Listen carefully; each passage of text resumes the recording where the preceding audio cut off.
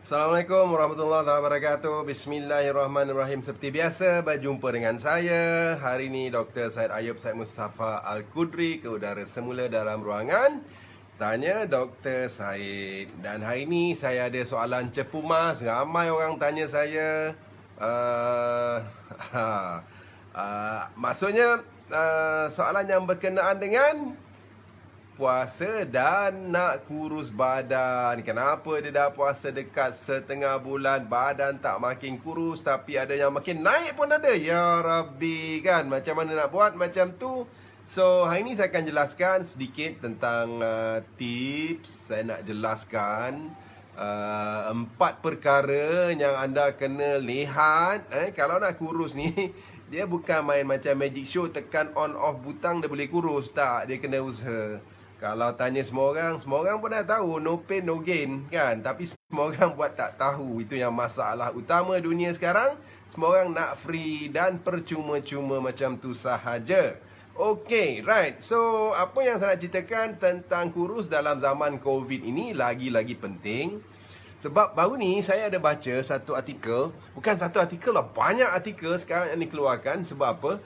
Di United States of America. Wah, US macam tu kan. Right. Kematian sekarang dah mencecah 72,000 orang. Ya Allah, macam perang dunia. Kan? Why? Sedangkan kita tengok di negara-negara lain, so kita pelik. Negara lain tinggi tu tinggi juga, matinya beratus saja. Tak adalah berpuluh ribu. Ini 72,000. Tak nak sampai 100,000 dah tak lama lagi. So, antara faktor yang dong fikir, yang dong kaitkan, satunya di samping disebabkan oleh faktor usia, COVID, yang menyebabkan kematian di sebalik faktor usia ialah obesity. Nombor 2 tau, dia jatuh di tahap nombor 2. Maksudnya, kalau you obese, risiko you untuk meninggal dunia ataupun mendapat serangan COVID yang lebih teruk tu lebih dahsyat daripada kalau you cuma ada darah tinggi ke, kencing manis ke, jantung ke, masalah paru-paru ke, merokok dan lain-lain. Maksudnya, obes ni sangat-sangat penting untuk menentukan hidup matinya kalau anda mengalami ataupun menghidapi COVID-19. So, maksudnya sekarang sangat-sangat penting. Dan Alhamdulillah, kebetulan kita umat Muslim, umat Islam dalam musim-musim COVID, musim MCO ataupun PKP ni, kita didatangkan dengan bulan anugerah, bulan ibadah dan juga bulan yang kalau kita ambil sepenuhnya kaedah yang betul, insya-Allah kita mudah untuk kuruskan badan. Kan? Okay, right. So, sekali lagi saya nak jelaskan bahawa obesity bukan saja boleh merendahkan sistem imun, tetapi juga boleh meningkatkan risiko apa yang sains panggil sebagai cytokine storm ataupun krisis paru-paru yang sehinggakan orang yang mengalami COVID itu dah tak boleh bernafas dan meninggal dunia. Okay, right. So, kalau faham macam tu, apa yang nak buat? Kena ambil tindakan. Right, kena ambil tindakan. Maksud harus bermula daripada sekarang kita cari kaedah macam mana kalau yang lebih lemak tu yang orang kata obes ataupun terlebih sikit-sikit tu, ambillah peluang sekarang untuk menguruskan badan. Kerana inilah bulan yang insya-Allah akan memudahkan anda untuk mencapai apa yang anda inginkan. Okey, right. So, sekarang balik kepada sebab. Kenapa anda dah berpuasa, penat siang tergelepak macam tu kan, dalam MCO tak nak apa nak buat, terbaring aja mengumpul, menternak lemak lagi. Okey, dah penat macam tu tapi tak kurus-kurus badan. Kenapa? Tolong jelaskan. Okey, saya nak jelas. Okey, dia ada 3 perkara yang utama. 3 perkara, sebenarnya ada 4. Yang keempat tu jarang-jarang berlaku, tapi saya nak jelaskan 3 perkara tu supaya kita faham. Kenapa badan tak kurus-kurus? Okey, right. Nombor 1 ialah kalori. Anda tahu kalori tak? Okey, biasa dengar kan kalori ni? Kalori. Bukan lori, kalori. Kalori ni ialah jumlah tenaga yang dihasilkan apabila makanan yang kita makan itu dibakar. Ataupun minuman yang kita minum tu dibakar. Okey, so sudah tentu kalori ini salah satu faktor penting. Right, saya nak ajar anda satu kaedah mudah untuk nak kurus badan, simple. Anda kawal kalori. Okey, walaupun setengah-setengah saintis saya tidak bersetuju sangat dengan kaedah kawalan kalori, tapi bagi saya kombinasi lebih baik. Okey. Right. So, bagaimana kawal kalori? Mudah saja. Berat badan anda berapa sekarang? Contoh, berat badan anda 80 kilo. Okey? 80 kilo. So, 80 kilo anda darabkan dengan 30. So, dapat berapa? 240 2,400 kalori. Kan 80 darab 30. 2,400 kalori. So, 2,400 kalori itu adalah jumlah tenaga yang badan anda perlukan untuk maintain. Maintain. Maksudnya tak naik, tak turun. Okey, faham tak guys tu? So, apa yang anda harus buat? Kalau nak kurus, sudah tentu kena kurangkan pengambilan makanan sehari ataupun pengambilan kalori sehari di bawah 2,400 tersebut. Kalau orang yang beratnya 80 lah. Tapi kalau orang yang beratnya 60 kali 30, maksudnya anda punya kalori yang badan anda untuk maintain berat badan tu adalah 1,800. Macam tu je kiranya. So, kalau dah tahu, okay, anda berat 80 kilo. Anda nak turun berat. So, kali saja 30, anda dapat 2,400 kalori. So, calculate balik jumlah-jumlah makanan yang anda makan tu, dia kena kurang 500 daripada 2,400. Okey, mudah tak? Maksudnya, berat badan anda kali 30, okey, lepas tu tolak 500. So, kalau boleh tolak 500, insya-Allah dalam sebulan anda akan turun 3 kilo paling kurang. Tu kalau 500. Nak turun banyak lagi, kena turun lebih banyak lagi lah. Maksudnya kena pengambilan kalori tu kena kurangkan sedikit lagi. Okey, right. Saya nak ceritakan kenapa sebenarnya kita gagal dekat sini. Okey, saya bayangkan sepinggan nasi lah. Saya anggapkan waktu kita berbuka puasa tu kan, sepinggan nasi. Sepinggan nasi tu maksudnya yang betul-betul sukatan je lah. Suku-suku separuh, ingat kan? Suku adalah karbohidrat ataupun nasi. Suku lagi adalah protein dan separuh tu adalah 2 tapak tangan sayur kan. Okey. So, anggaran apabila kita buka puasa tu, jumlah kalori sekali dengan mungkin kita makan buah dan juga air sekitar 1,000 kalori. So, sebenarnya contoh kalau orang tu dia macam saya lah, berat badan saya 80 kilo kali 30, 2,400. So, kalau saya nak kurus, saya kena makan kurang daripada 1,900 kalori sehari. Kan? Kurang daripada 1,900 kalori sehari. So, saya buka puasa lebih kurang 1,000. Kalau saya makan sahur, lebih kurang, yalah, tak ada sama macam jumlah kita buka puasa tu kan kalori kan. Mungkin kita makan sahur lebih kurang 500 kalori. And then antaranya 200-300. Maksudnya okey lah, fine, saya boleh capai. Tapi kenapa bagi setengah-setengah orang masih tak kurus-kurus lagi? Ini saya nak bagi rahsia. Kenapa anda tak kurus-kurus lagi? Yang saya study dan saya tengok, sebenarnya makan nasi tu okey. Makan nasi tu okey. Yang tak okey ialah kuih muihnya. Yang tak okey adalah minuman-minumannya. Okey, right. So, bila kita cek balik nilai kalori, bayangkan kari pap yang kita rasa macam innocent tu kan, yang makan sumbat sampai 10 biji pun tak kenyang-kenyang lagi tu. Satu kari pap tu, okay, 120 kalori. Okay, kalau kita makan, kita jarang lah makan satu, kurang-kurang 2, 3 kan, waktu buka puasa tu kan. Itu dah 360 kalori. Itu pun cerita kari pap. Belum lagi saya nak cerita goreng pisang yang nampak sangat-sangat innocent. Goreng pisang yang sangat-sangat innocent tu, okay, goreng pisang yang sangat-sangat innocent itu pun dekat sekitar 150 kalori satu. Okay? Kuih lapis 130, popia basah 100 kalori, kuih lopis 168 kalori, kuih koci 165 kalori. Habis kita makan semangkuk kuih muih, mana taknya kalori itu jadi berlebihan.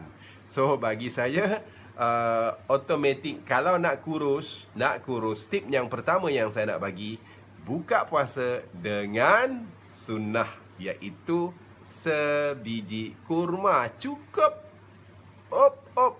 Cukup. Okay, sebiji kurma, of course air lah. Air apa? Air kosong.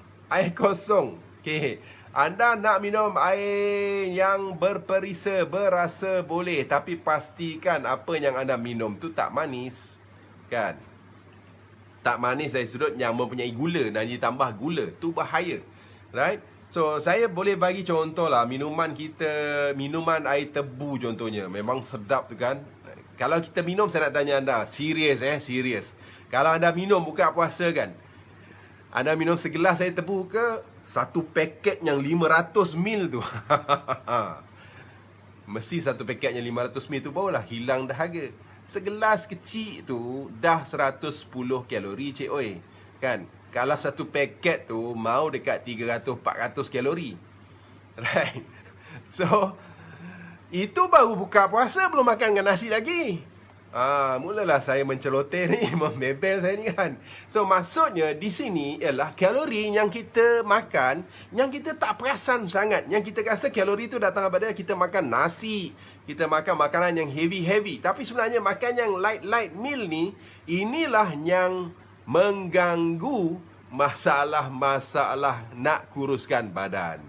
So, saya syorkan sekali lagi, nak buka puasa, kita gunakan konsep kita buka puasa dekat Mekah sana. Okay? Dia bagi air, kadang-kadang teh Arab itu kan, dengan kurma sebiji, cukup. Okay? Dan kita relax.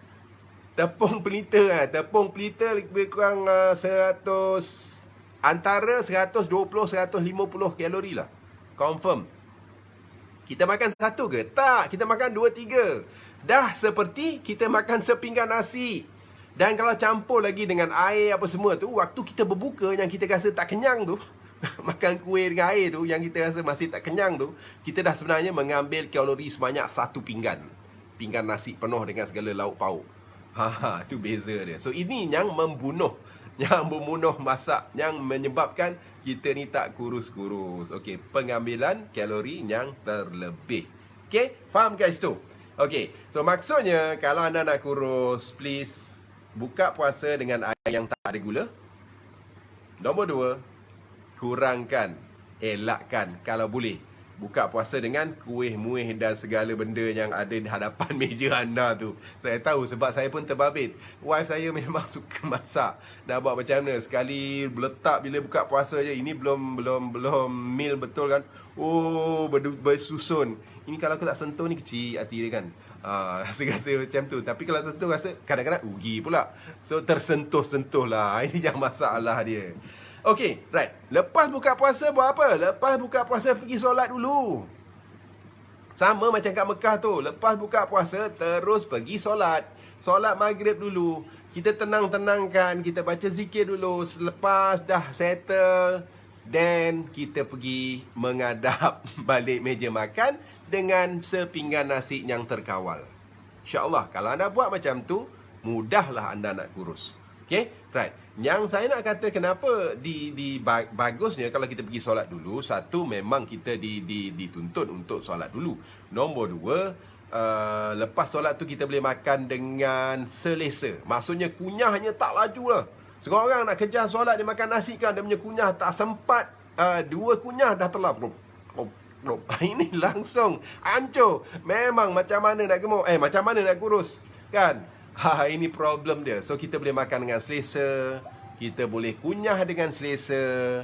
Dan yang penting bila kita dah start buka puasa tu, okay, buka puasa kalau baiknya lah makan kurma. Saya suka juga kalau buka puasa tu saya makan sepotong ataupun 2 potong buah-buahan. And then minum air kosong ataupun air yang tiada kalori ataupun yang tak ditambah gula. Ini terbaik.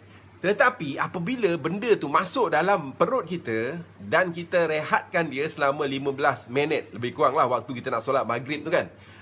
Apa yang berlaku? Otak kita dah keluarkan sejenis hormon namanya leptin. Leptin ni adalah hormon yang agak-agak boleh katakan kita lepas ni tak payah makan banyak sangat. Maksudnya hormon kenyang lah tu. Hormon kenyang. Kan? Okay? Right. So, apa yang kita boleh buat sebenarnya, buka puasa dengan solat, kemudian baru menghadap.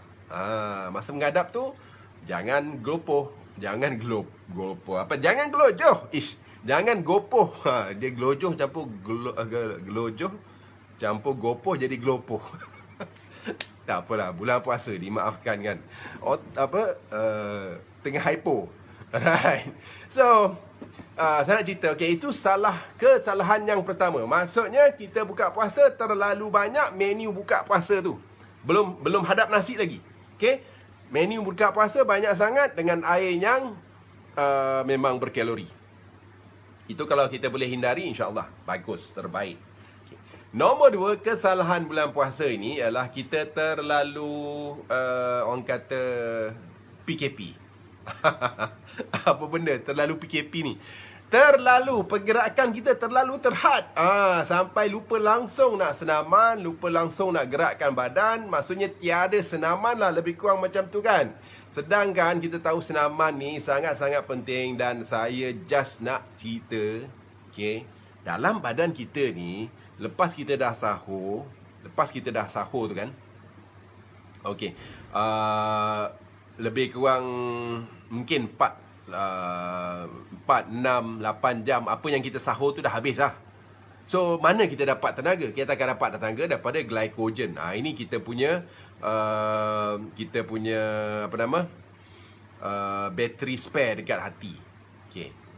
Tapi dah nak menjelang senja tu, nak menjelang petang tu, glycogen pun habis. Bateri spare pun habis. So, sebab tu waktu tu kita memang, lepaknya, Allah, nak angkat jari pun tak larat kan. Lebih kurang macam itulah. Tapi kalau anda kuatkan diri, anda nak kuruskan. Waktu petang tu, anda pergi senaman. Wow. Tapi, yelah, sekarang senaman kena hati-hatilah kan. Dia ada syarat-syarat dia. Bagi saya, cukup kalau anda buat senaman kat rumah je. Kalau yang ada basikal statik tu, naik kayuh basikal statik tu. Kalau yang ada treadmill, naik treadmill tu. Tapi itu memang sangat-sangat baik kalau anda boleh buat 30 minit. Okay? 30 minit tu memang kalau anda bakar 300 kalori ke, anda bakar 500 kalori ke, itu memang pure anda bakar daripada sumber lemak anda. Lemak anda yang akan menggelegak, terbakar, meleleh-leleh dia keluar waktu anda senaman, waktu petang, especially waktu puasa. Nak tak? Cuba petang ni. Right. Tapi itu adalah efek pembakaran lemak sewaktu anda senaman. Waktunya waktu anda tengah naik treadmill tu, waktu tu je lah dia bakar lemak. Lepas tu dah tak ada dah. Kan? Nak bakar lemak sewaktu anda tidur pula, anda kena gabungkan dengan apa? Senaman weight yang melibatkan penguatan otot ataupun weightlifting ke. Buatlah senaman yang menguatkan otot tu. Tak kira lah anda nak buat menggunakan body weight ke, nak menggunakan angkat besi ke, apa benda ke, resistance training. Tapi itu adalah senaman yang baik sebab dia bukan saja bakar waktu anda buat senaman, tapi kesan pembakaran lemak tu dia akan bertahan selama 24 jam, 36 jam, bergantung kepada intensity dan frekuensi anda buat senaman tersebut. Kombinasi, maksudnya kombinasi cardio dengan weight ataupun resistance training tu memang sangat-sangat baik. Dan waktu bila nak buat, yang ini especially untuk orang sihat, bukan untuk orang yang makan ubat kencing manis ke apa, memang hypo doang. Okay. Especially selepas solat asar. Saya rasa pukul 5.30 anda buat sampai 5.30 start exercise sampai 6.45. And then anda relax 15 minit, kemudian boleh mandi. Lepas tu 6.45, pukul 7 tu dah siap dah. Kita dah boleh berdoa, dah boleh berzikir, dah boleh buat apa-apa saja. Kita tunggu waktu berbuka. Wow, itu satu orang kata satu apa? Timetable timetable yang cukup baik dan bagus. Okey, right. Itu nombor 2 ya. Maksudnya nombor 1 dari sudut kalori, termakan terlebih kalori yang tak nampak. Nombor 2, terlebih menjaga PKP, apa dia? Peraturan kawalan pergerakan, langsung tak bergerak. Tak ada senaman kan. Nombor 3 ini yang ramai orang tak perasan. Ramai orang tak perasan ialah disebabkan oleh insulin resistant. Insulin resistant. Orang pun tak faham apa benda insulin resistant ni. Bahasa Malaysia, saya dah tanya kawan saya yang kerja dekat Dewan Bahasa, dia kata insulin resistant ni rintangan insulin. Okay, sama juga orang tak faham. Apa insulin, apa rintangan, apa resistant. Okay, saya nak jelaskan sikit. Saya harap anda faham. Okay, right. Bila kita makan benda karbohidrat, nasi ke, gula ke, apa benda ke, dia masuk dalam perut, dia jadi gula kan. So gula ni akan diserap ke dalam glukos glukos ni akan diserap ke dalam salur darah. Right. So dia mengalirlah sepanjang salur darah dalam badan kita. So macam mana gula ni pula ataupun glukos ni harus diserapkan ke dalam sel. So untuk nak menyerapkan gula ataupun glukos tadi ke dalam sel, badan kita memerlukan sejenis hormon namanya insulin. Okay, right. So, dah faham guys tu, dan insulin ini, dia akan bertindak bergantung kepada makanan yang kita makan. Dan bertindak mengikut keadaan dalaman badan kita. Okey, ini yang saya nak ceritakan yang kadang-kadang orang tak perasan. Kadang-kadang dalaman badan kita mencetuskan sejenis keadaan yang kita namakan sebagai keradangan kronik. Keradangan kronik ini akan menyebabkan sel-sel badan kita tidak lagi peka kepada insulin. Menyebabkan pankreas kita ataupun bahagian organ yang menghasilkan insulin tu terpaksa meremiskan lebih banyak insulin. Sebab dengan jumlah yang sikit ni, sel kita dah tak peka. So, dia kena banyak lagi jumlah insulin tu. Problem dengan insulin, dia ada fungsi kedua. Fungsi kedua insulin ialah untuk menyimpan lemak. Okey. Right. So, maksud di sini, kalau insulin dalam badan anda tinggi, apa yang akan berlaku? Badan anda dalam mod simpan lemak. Mustahil badan anda nak bakar lemak kalau insulin dalam badan anda tinggi. Kalau faham macam tu, sekarang apa yang kita kena buat? Kita kena cuba buat supaya insulin dalam darah kita jangan asyik tinggi. Kita kena rendahkan dia. Dan kita cuba elakkan daripada insulin ini daripada orang kata menjadi kurang peka kepada sel kita. So macam mana kita nak buat? So, kita elakkan keradangan kronik. Apa yang menyebabkan keradangan kronik? Banyak perkara, tuan-tuan dan puan-puan. Antara perkara yang paling top lah, paling top, nombor 1, semua gaya hidup yang tak sihat. Okay? Maksudnya, kalau kita stres, kalau kita asyik marah-marah, kalau kita tak cukup tidur, kalau kita asyik membawang, kalau kita asyik stres, tension, kemudian main game tu pun sama juga. Anda main game ni menyebabkan internal stress tau. Mungkin anda seronok, tapi sebenarnya itu apabila kita main secara berterusan, dia akan menyebabkan dalaman badan kita stres. Bila dalaman badan kita stres, muncul keradangan kronik. Bila keradangan kronik, muncul rintangan insulin. Bila rintangan insulin, badan kita susah nak bakar lemak dan badan kita dalam mod simpanan lemak. Okey, right. Kemudian apa lagi? Yang tidak bersenam. Dan apa lagi? Yang makan makanan-makanan yang menyebabkan keradangan. Contoh apa makanan? Makanan fast food. Okay, fast food. Tak kira fast food apa yang anda beli kat luar sana. Makanan apa lagi? Makanan bergoreng. Okay, makanan bergoreng ini menyebabkan keradangan kronik. Makanan bergoreng. Apa lagi? Makanan yang mempunyai trans fat, margarin. Okay, banyak segala-galanya kuih-muih dekat luar sana yang banyak menggunakan margarin. Sebab apa? Nak guna mentega mahal. Okay, margarin tu mudah. dan dia tahan lama. Sebab tu saya ada satu baca ayat, dia kata, kalau anda jumpa kuih yang boleh tahan secara semula jadi selama lebih daripada 2 minggu, tak usah makan. Sebab itu memang penuh dengan trans fat. Tapi kuih raya kita macam tu lah kan, nak buat macam mana. Okey, tapi kurangkan jumlah pengambilan. Okey, yang apa lagi? Yang kurang omega 3. So, kalau nak elakkan insulin resistant ini, okay, apa yang anda boleh buat? Sebenarnya, satu, jaga gaya hidup sihat. Nombor 2, jaga makanan. Elakkan daripada makan makanan yang bergoreng. Elakkan daripada makanan-makanan yang terdedah kepada haba yang tinggi dalam keadaan kering. Especially seperti barbecue. Especially seperti makanan yang bakar, yang golek. Ini semua adalah makanan yang mudah menyebabkan kerarangan. Okey, panjang ceritanya, tapi ia berkait dengan terbentuknya AGE, Advanced Glycation End Product. Ini panjang ceritanya. Saya nak cakap macam ni je lah. Kalau anda nak kurus, ada 2 jenis. Kalau saya bagikan, makanan yang nak kurus ialah makanan yang berkuah, yang tidak dipanaskan secara kering dengan suhu yang ekstrim tinggi. Okey? So, makanan yang berkuah, yang jenis steam, ini adalah makanan yang sangat-sangat sihat untuk nak kuruskan badan. Sebab apa? Dia boleh mengurangkan keradangan kronik. Mengurangkan keradangan kronik, dia boleh buat apa? Dia boleh mengurangkan insulin resistant. Bila insulin resistant dah ada, apa yang kita boleh buat?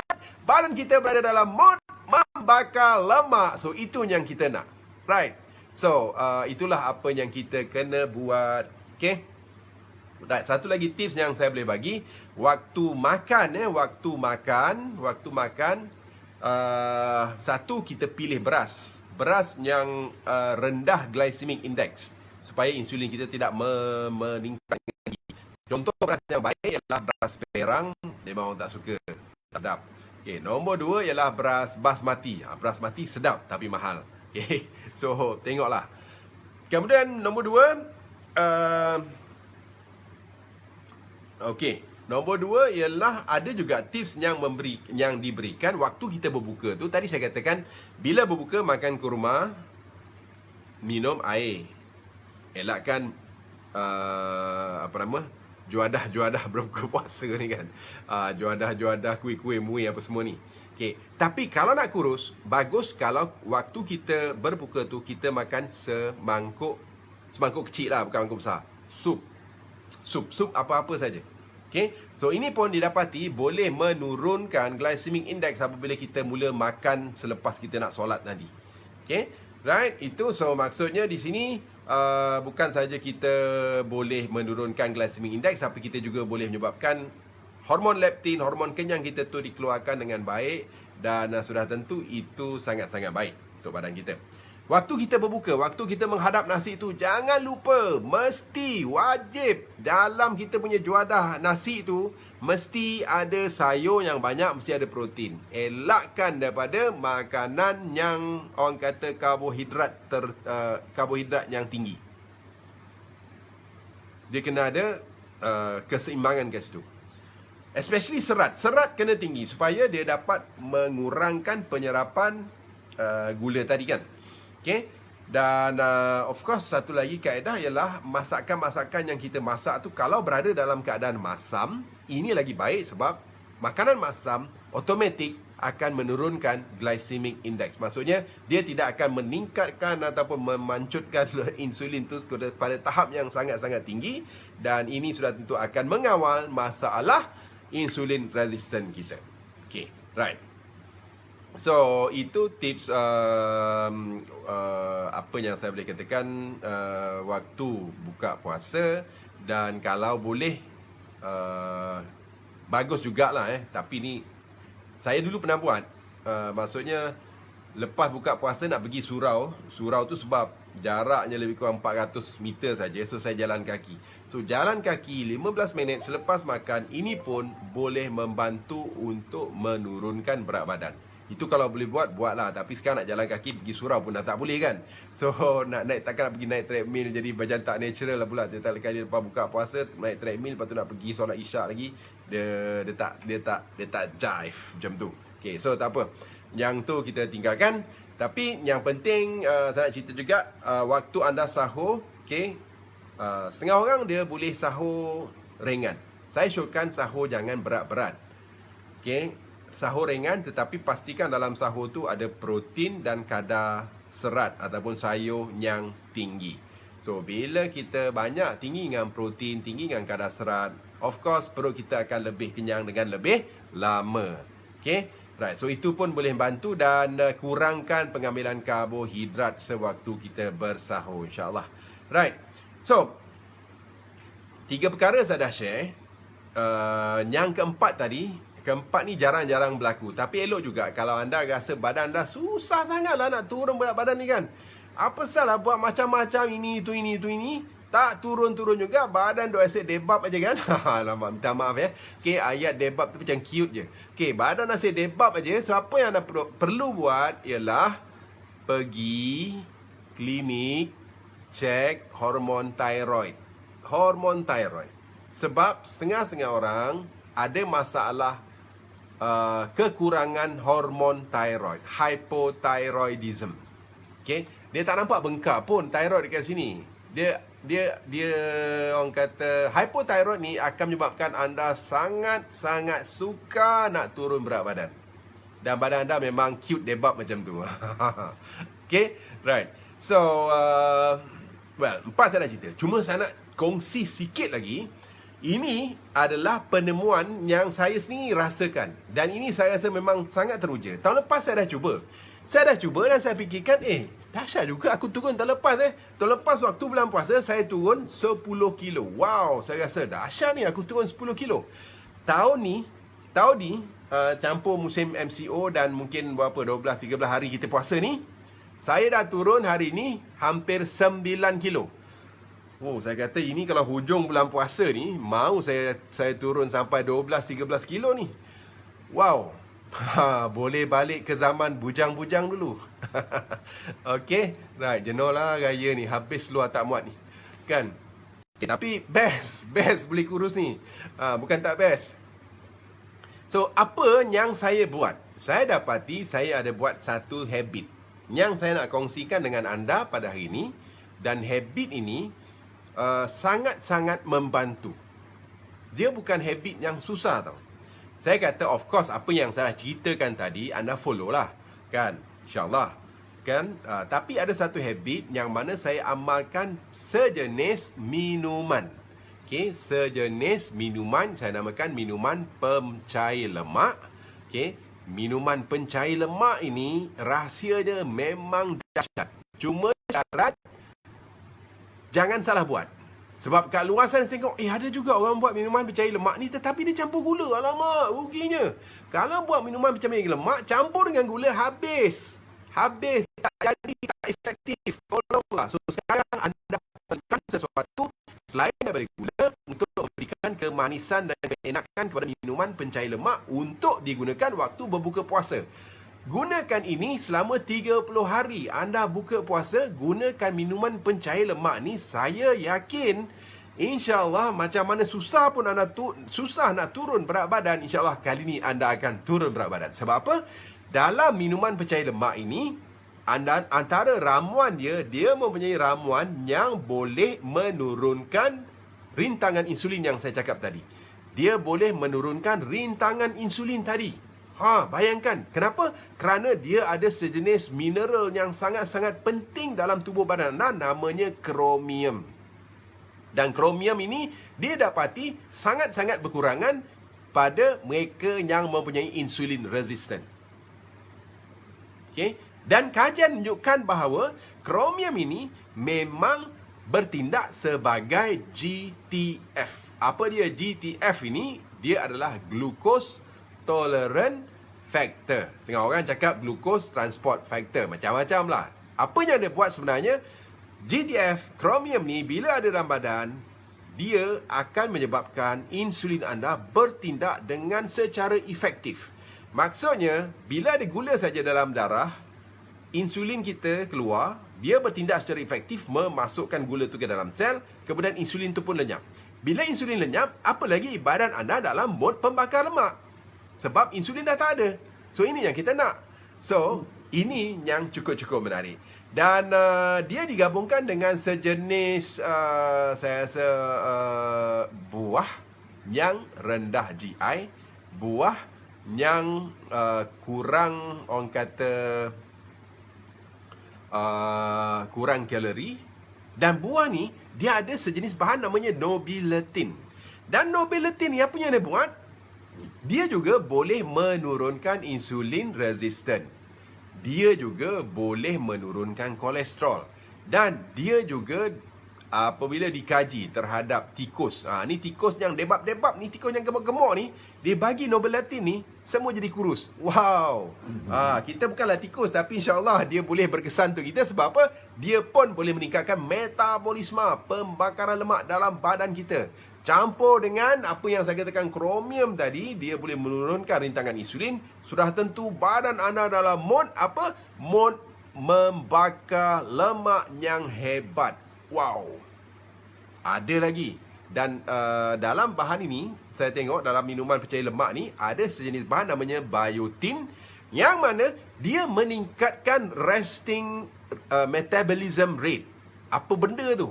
Maksudnya, lebih kurang dia meningkatkan pembakaran lemak enjin anda lah. Dia meningkatkan enjin anda supaya dia asyik.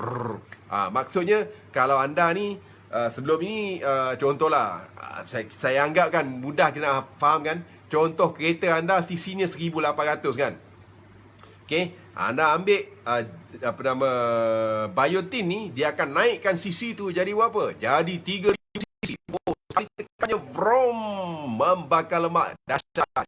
Okay, so ini tugas biotin. Maksudnya anda duduk saja pada sedang membakar lemak, meningkatkan resting rate metabolism. Wow. So ini yang saya dah jumpa dan saya dah try pada diri saya. Dan saya nampak berkesan, sangat-sangat berkesan. Bukan saja berkesan, sedap pula tu. Sedap. Saya yakin sedap. Sedap. Kenapa? Sebab dia rasa manis. Dan rasanya memang saya susah nak gambarkan.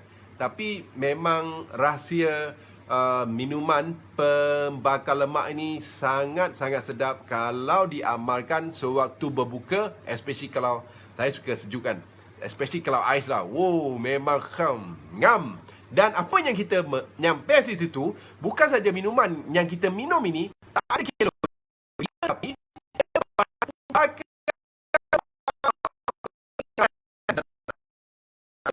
yang saya campur sebenarnya ialah namanya Stevex. Okay, so Stevex ini adalah sejenis pemanis semula jadi yang mengandungi stevia, zero kalori, mengandungi kromium dalam bentuk kromium picolinate sebab dia meningkatkan absorption, dan mengandungi biotin untuk meningkatkan resting rate metabolism. Dan macam mana anda buat? Mudah saja. Anda ambil 5 biji limau kasturi, 5 biji, 2 biji jangan dikupas, 3 biji dikupas, buang kulitnya, masuk dalam blender, campur 500 ml air, blendkan lebih kurang 30 saat, kemudian tapis, masuk terus dalam gelas, dan ini campur dengan ais. Wow, memang marvelous. Okay, tapi dia pahit, seorang tak boleh makan. Sebab tu bila campur dengan Stevex 2 hingga 3 titik, bukan saja dia rasa manis yang anda tak payah risau sebab manisnya zero kalori, manis yang anda tak rasa bersalah, manis yang anda tak akan gemuk. Right? Tetapi yang menariknya ialah dia mengandungi kromium yang saya katakan sebagai GTX tadi untuk membakar lemak, menjadikan badan anda dalam mod membakar lemak, bukan mod menyimpan lemak, dan mengandungi biotin. So inilah rahsia Stevex. Dan ini kotaknya Stevex. Okay, kotaknya Stevex. Dan yang saya nak share sebenarnya, Stevex ni sekarang kita mempunyai promo yang gila-gila. Kalau dulu dengan beli sebotol, dengan harga sebotol anda dapat sebotol. Tapi sekarang dengan beli harga sebotol anda dapat 3 botol. Promo gila-gila. Maksudnya untuk nak cairkan lemak untuk nak langsing, nampak lebih bergaya di waktu hari raya. So inilah rahsia minuman pencair lemak yang saya kongsikan. Saya dah tengah keep track Saya dah turun 9 kilo dan saya yakin insyaAllah hujung bulan puasa ni saya punya aim memang saya akan turun minimum lagi 3-4 kilo lagi boleh kot kan. Okay, right? So memang tough sikit lah. Bulan ni memang semua seluar Melayu saya kena tambah butang. Kalau tidak ada londeh macam tu saja kan, bahaya tu. Seluar Melayu londeh macam tu saja. Right? So itulah saya nak kongsi pada hari ni. Kalau anda rasa kenapa susah sangat nak kurus badan, saya dah bagi sebab.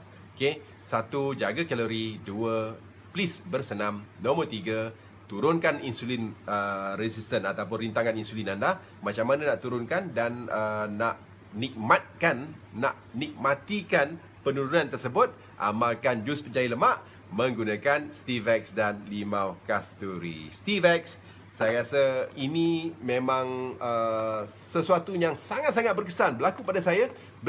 Tahun lepas saya 10 kilo. Tahun ni saya dah pun 9 kilo. Dan ada lagi berapa hari yang kita nak puasa? Ada lagi banyak hari kan? Banyak hari lagi. Maksudnya memang berkilo-kilo lah turun ni. Dan okey, saya nak cerita sikit tentang penurunan ni. Anda jangan takut kalau pada peringkat awal anda tak turun. Sebab kadang-kadang bila insulin resistant tu baru nak turun, dia ambil masa 2 minggu nak adjust tau.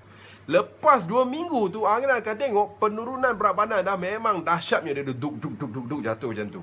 Okay? Tetapi hanya untuk mereka yang nak mengamalkannya sahaja.